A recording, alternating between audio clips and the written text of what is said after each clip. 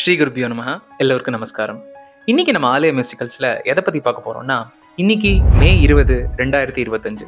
அப்படியே நம்ம time travel பண்ணி ஒரு 131 வருஷத்துக்கு முன்னாடி போனோம்னா, மே 20, 1894 அன்னைக்கு மகாலட்சுமி அம்மையாருக்கும் சுப்பிரமணிய சாஸ்திரிகள் அப்படிங்கிறவங்களுக்கும் ஒரு அழகான ஆண் குழந்தை பிறக்குது. பிற்காலத்தில் அந்த ஆண் குழந்தைய இந்த உலகமே ஜெகத்குரு மகாபெரியவா அப்படின்னு போற்றி வணங்கினாங்க. ஆமாங்க, நம்ம எல்லாருக்கும் பிடிச்ச ஜெகத்குரு மகாபெரிவாவோட 131வது பிறந்தநாள் இன்னைக்கு.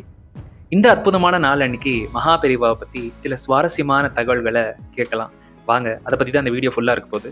வாங்க வீடியோக்குள்ள போலாம். முதல்ல மகாபெரிவாவை எல்லாருமே ரொம்ப பாசமா சர்வஞன் சர்வஞன் அப்படின்னு சொல்லுவாங்க. சர்வஞன்னா என்ன அர்த்தம்னு சொல்லிட்டு முதல்ல எனக்கும் கொஞ்ச நாளா தெரியாம இருந்தது. ஆனா அதுக்கப்புறமா தான் தெரிய வந்தது, சர்வஞன் அப்படின்னா ரொம்ப ஆழமான அறிவை உடையவர் அப்படின்னு சொல்லிட்டு. அதாவது பாத்தீங்கன்னா மகாபெரிவாக்கு மொழிகள்ல மட்டுமே அவ்வளோ மொழிகள் தெரியும். அதாவது இங்கிலீஷ்ல பாலிகிளாட் அப்படின்னு சொல்லுவாங்க. அவ்வளோ மொழிகள் தெரியுமா அவங்களுக்கு. அதாவது பாத்தீங்கன்னா தமிழ், சமஸ்கிருதம், தெலுங்கு, மராத்தி, ஹிந்தி அப்படின்னு இதெல்லாம் இந்திய மொழிகள். இது மட்டும் இல்லாம மற்ற மொழிகளான இங்கிலீஷ், பிரெஞ்சு அப்படிங்கிறதுலயுமே ரொம்பவே தேர்ச்சி பெற்றிருந்தாரா மகாபெரிவா. இப்ப நான் சொன்னதெல்லாம் வெறும் மொழியை சார்ந்துதான். இது மட்டும் இல்லாம மகாபெரிவா கணிதம், ஜோதிடம், வானியல், தொல்லியல், கலாச்சார மாற்றம், அறிவியல், தொழில்நுட்பம் அப்படின்னு இப்படி பல துறைகள்ல ரொம்பவே ஆழமா தேர்ச்சி பெற்றிருந்தாரு.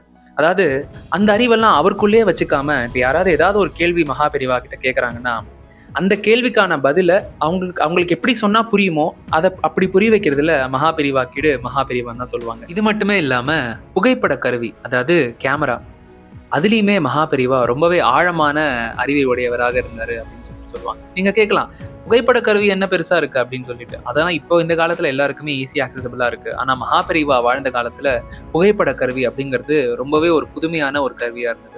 அந்த காலத்திலேயே அந்த புகைப்பட கருவியின் தொழில்நுட்பம், அதை எப்படி நம்ம கையாளணும், எந்த மாதிரி ஆங்கிள் எடுத்தா எந்த மாதிரி ஒளி அதுல பதியும், எப்படி நம்ம ப்ராப்பரா அந்த ஆங்கிள் எடுத்தா கரெக்டான பிக்சர் எடுக்க முடியும் அப்படிங்கிறத முதற்கொண்டு மகாபெரிவா ரொம்பவே ஆழமா அதை பத்தி தெரிஞ்சு வச்சுட்டு இருந்தாங்க அப்படின்னு சொல்லுவாங்க.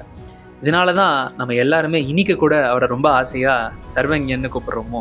அடுத்தது என்னன்னு பாத்தீங்கன்னா மகாபெரிவாவோட எளிமை, அதுக்கு ஈடு இணையே இல்லை அப்படின்னு சொல்லுவாங்க. அதுக்கு ஒரு எடுத்துக்காட்டா பாத்தீங்கன்னா 1933 மகாபெரிவா வாரணாசிக்கு விஜயம் செஞ்சாரு. அந்த சமயத்துல அங்க இருந்த மன்னர் மற்றும் பல அறிஞர்கள் எல்லாருமே மகாபெரிவாவை மாலையை போட்டு அழகா வரவேற்று அவரை ஒரு சபையில உட்கார வச்சிருந்தாங்க. அந்த சமயத்துல அங்க இருந்த அறிஞர்கள்லாம் மகாபெரிவா தோற்றத்தை பார்த்துட்டு அவரை இலக்காரமா ஒரு ஒரு கமெண்ட் பாஸ் பண்ணாங்க.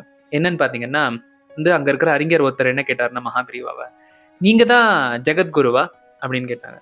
உடனே மகாபெரிவா, ஆமா நான் தான் ஜெகத்குரு அப்படின்னு சொன்னாரு. திருப்பியுமே அவர் கேட்டாரு, ஓ நீங்க தான் ஜெகத்குருவா, சரி சரி அப்படின்னாரு. உடனே மகாபெரிவா அதை பார்த்துட்டு, நான் தான் ஜெகத்குரு, ஜெகத்குருன்னா இந்த ஜெகத்துக்கே நான் குரு அப்படிங்கிறது அர்த்தம் இல்லை, இந்த உலகத்துல வாழற அத்தனை ஜீவராசிகளுமே எனக்கு குரு தான் அப்படின்னு சொன்னாரு. ஆனா அவர் அங்க மட்டுமே நிறுத்தல. அவரை அந்த சபையில ஒரு ஓரத்துல ஒரு ஒரு குருவி கூடு இருந்தது. அந்த குருவி கூட்டை காமிச்சு, இது யார் கட்டினது அப்படின்னு கேட்டாங்க. உடனே அங்க இருந்த எல்லாருமே பறவைகள் தான் கட்டியிருக்கு, இந்த குருவி தான் கட்டியிருக்கு அப்படின்னு சொன்னாங்க. உடனே மகாபெரிவா அதை பார்த்துட்டு, பாத்தீங்களா, அதாவது குருவி, இந்த குருவிக்கு கை கிடையாது, கால் கிடையாது, ஆனாலுமே என்ன அழகா ஒரு கூடை கட்டியிருக்கு பாத்தீங்களா. நம்ம மனுஷங்க நமக்கு கை கால்லாம் இருக்கு, ஆனா நம்மளால அந்த மாதிரி ஒரு கூடை கட்ட முடியுமா? முடியாது இல்ல. அதனால இந்த உலகத்துல வாழற அத்தனை ஜீவராசிகளுமே எனக்கு குரு தான். அதுகிட்ட இருந்து கத்துக்க வேண்டிய விஷயம் எண்ணற்றதா இருக்கு. அதனால நான் என்னைக்குமே என்ன பெரிய ஜெகத்குருவா நான் கன்சிடர் பண்ணதில்லை. இவா எல்லாரும் தான் என்ன ஜெகத்குருன்னு சொல்லிட்டு இருக்காங்க. அதனால அந்த பட்டமே ஒழிய நான் என்னைக்குமே தனிப்பட்ட முறையில என்ன நான் ஜெகத்குரு, நான் பெரிய ஆளு அப்படின்னு நான் என்னைக்குமே நான் நினைச்சதே இல்லை அப்படின்னு சொல்லிட்டு மகாபெரிவா சொல்றாரு. இந்த ஒரு எடுத்துக்காட்டே போதும் மகாபெரிவாவோட எளிமை எவ்வளவு அழகானது, எவ்வளவு உன்னதமானது அப்படிங்கறத நமக்கு எல்லாருக்கும் உணர்த்துறது. அடுத்தது என்னன்னு பாத்தீங்கன்னா மகாபெரிவாவை பொறுத்த வரைக்கும் ஆன்மீகம் அப்படிங்கிறது ஒரு ரொம்ப உன்னதமான ஒரு விஷயம். அந்த விஷயத்த எல்லாருமே தெரிஞ்சுக்கணும் அப்படிங்கிறதுல மகாபெரிவா ரொம்பவே உறுதியா இருந்தாரு. ஒரு எடுத்துக்காட்டா சொல்லணும்னா, அந்த காலத்துல பாத்தீங்கன்னா, அதாவது விஷ்ணு சஹஸ்ரநாமம் அப்படிங்கிற அந்த ஸ்லோகத்தெல்லாம் வெறும் ஆண்கள் மட்டும்தான் பாராயணம் பண்ணணும், பெண்கள்லாம் பாராயணம் பண்ணக்கூடாது அப்படிங்கிற மாதிரி ஒரு விஷயம் இருந்தது. மகாபெரிவா இந்த மாதிரி பீடத்துக்கு வந்த உடனே மகாபெரிவா முதல்ல அதுக்கு ஒரு அனுமதி வழங்கினான். இந்த மாதிரி யார் வேணா விஷ்ணு சஹஸ்ரநாமத்தை பாராயணம் பண்ணலாம், குறிப்பா பெண்கள் அவங்களோட வீட்டிலேயே வந்து விஷ்ணு சஹஸ்ரநாமத்தை தாராளமா பாராயணம் பண்ணலாம். அப்படி பாராயணம் பண்றது மூலமா சர்வ நன்மைகள் வந்து சேரும். அனைத்து தீமைகளும் நீங்கி போகும் அப்படின்னு மகாபெரிவா பெண்களுக்கும் அந்த ஆன்மீகத்தோட சாராம்சத்தை அவங்க அனுபவிக்கணும் அப்படிங்கிறதுல மகாபெரிவா ரொம்பவே உறுதுணையா இருந்தாரு. பெண்கள் மட்டும் இல்லாம சின்ன சின்ன குழந்தைங்களுக்கும் ஆன்மீகத்துக்கு மேல ஈடுபாட்டை நம்ம உண்டாக்கணும் அப்படிங்கிறதுக்காக மகாபெரிவா எண்ணற்ற ஆன்மீக போட்டிகள் நிறைய வச்சாராம். அதாவது திருப்பாவை ஒப்புவித்தல், திருவம்பாவை ஒப்புவித்தல் அப்படின்னு நிறைய எண்ணற்ற போட்டிகள் மகாபெரிவா வச்சாராம்.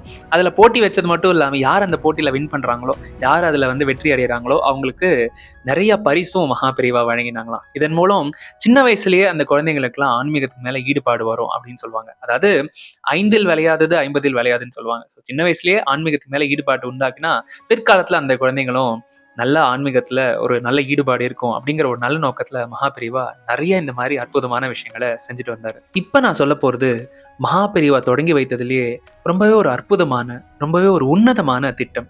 அது என்னன்னு பாத்தீங்கன்னா பிடியரிசி திட்டம். அது என்னது பிடியரிசி திட்டம் அப்படின்னு கேட்டீங்கன்னா, சொல்லுவாங்கல்ல பெரியவர்கள்லாம், தானத்தில் சிறந்த தானம் அன்னதானம். அதாவது யாராவது பசியா இருந்தாங்கன்னா அவங்களுக்கு சாப்பாடு கொடுக்கறது ரொம்பவே ஒரு புண்ணியமான காரியம் அப்படின்னு சொல்லுவாங்கல்ல. ஆனா நிறைய பேருக்கு அன்னதானம் பண்ற அளவுக்கு வசதியும் இருக்காது, வாய்ப்பும் இருக்காது. அவங்களுக்காக தான் இந்த மாதிரி பிடியரிசி திட்டம் அப்படின்னு சொல்லிட்டு மகாபெரிவா ஒரு புதுசா வந்து தொடங்கி வைக்கிறாரு. அதுல என்னன்னு பாத்தீங்கன்னா, சமைக்கிறதுக்கு முன்னாடி தினமும் ஒரு பிடி அரிசி, அதாவது ஒரு கை ஃபுல்லா ஒரு அரிசியை ஃபுல்லா வச்சுக்கிட்டு அதை வந்து தனியா எடுத்து வச்சிடணும் அப்படின்னு சொல்லிட்டு தனியா ஒரு பாக்ஸ்ல போட்டு வச்சிடணும். அந்த அந்த வாரம் முடிஞ்ச உடனேயோ இல்ல அந்த மாசம் முடிஞ்ச உடனேயோ அந்த மாதிரி சேமிச்சு வச்சிருக்காங்களா அந்த அரிசியை பக்கத்துல இருக்கிற ஒரு கோயிலுக்கு அன்னதானத்துக்கு கொடுத்துடலாம் அப்படின்னு சொல்லிட்டு மகாபெரிவா அந்த திட்டத்தை தொடங்கி வச்சாரு. அவ்வளவு ஒரு உன்னதமான திட்டம்ல. அதாவது பசிய போல ஒரு கொடிய நோய் எதுவுமே இல்லைன்னு சொல்லுவாங்க. இந்த உலகத்துல இருக்கிற யாருமே பசியால வாடக்கூடாது அப்படின்னு சொல்லிட்டு மகாபெரிவா தொடங்கி வைத்த ஒரு உன்னதமான திட்டம் தான் இந்த பிடியரசு திட்டம். மகாபெரிவாவோட பிறந்தநாளான இன்னைக்கு அவரை பத்தின அற்புதமான விஷயங்களை கேட்டு தெரிஞ்சுக்கிட்டு அவருக்காக ஒரு அழகான பாடல் பாடாட்டி கண்டிப்பா நிறைவா இருக்காது.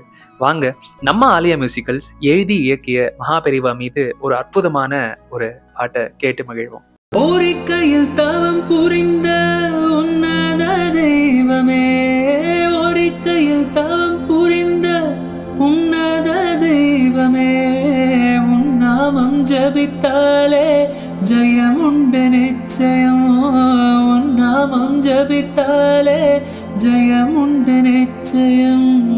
ஜகத்தினில் நான் வாழ நல்வழி நல்கிடு, ஜகத்தினில் நான் வாழ நல்வழி நல்கிடு. அன்பின் உருவமே, அமைதியின் வடிவமே, அவனில் அவதரித்த தினம் இன்று நீங்கள், அவனில் அவதரித்த தினம் இன்று. அன்பின் உருவமே, அமைதியின் வடிவமே, அவனில் அவதரித்த தினம் இன்று நீங்கள், அவனில் அவதரித்த தினம் இன்று. जय जय शंकर हर हर शंकर, जय जय शंकर हर हर शंकर, जय जय शंकर हर हर शंकर, जय जय शंकर हर हर शंकर.